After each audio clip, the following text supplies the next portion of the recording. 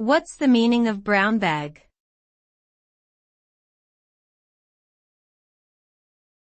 Brown bag.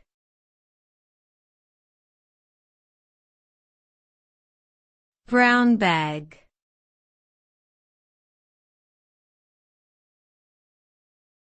Brown bag.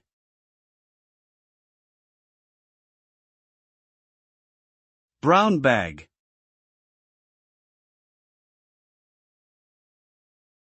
The term brown bag has multiple meanings depending on the context it is used in. It can refer to a brown paper lunch bag, typically used to pack a lunch for school or work.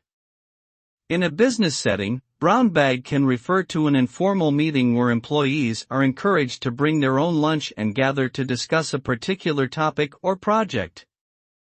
This type of meeting promotes collaboration and allows team members to exchange ideas in a relaxed and casual setting. Overall, the term brown bag is often used to describe a simple, informal approach to problem solving and collaboration.